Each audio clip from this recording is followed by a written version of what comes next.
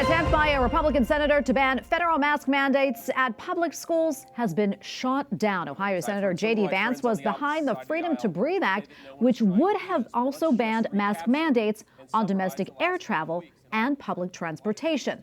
But it was shot down almost immediately by Democrat Ed Markey of Massachusetts, who said the bill was a further sign of the GOP caring for gimmicks more than people. And to find out what is next for this measure, we go to Roger Severino, the Vice President of Domestic Policy at the Heritage Foundation, which supported Senator Vance's proposal. He is also the former director of the HHS Office for Civil Rights. Roger, great to see you again. So what more can you tell us about the Freedom to Breathe Act? And were you surprised that it was shot down so quickly? I mean, especially from all the studies and what we have learned since the pandemic.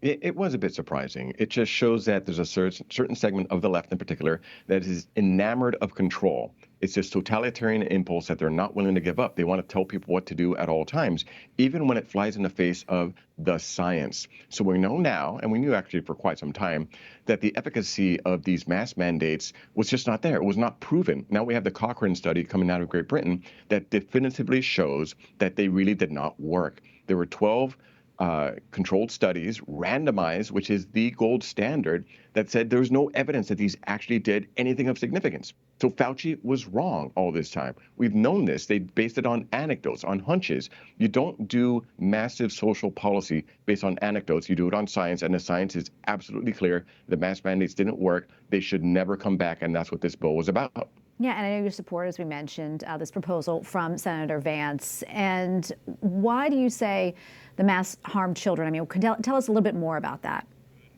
Oh, yeah, it stunted so much of their social interactions and their development, especially at the early ages. The face-to-face contact is key to socialization and to learning. And you can't even hear people. My kids had to go through this. The muffled sounds of hearing teachers speak through a mask, and kids as well. And then the social distancing, and then the lockdowns. All of these things that were burdens placed on our children, who were the least vulnerable of all. Right? They were the least vulnerable. It was the sick, the elderly, people who have pre-existing conditions. Those are the ones that needed the most protection. Yet we imposed this mask mandate on children, and the science wasn't there to back it up. We should never go again to punishing kids for doing nothing other than being kids. Roger, what did Senator Markey say about this in his opposition? It's hard to actually justify. I don't think there is a really good argument. I don't think it's a rational argument to say that. Look, we already made the mistake. Let's not repeat it. Let's make it into law. And we saw what happened with the mask mandates when it came to travel. The CDC said we needed masks when you go on an airplane, even though they're some of the best ventilation in the world is on an airplane. No, we needed mask mandates.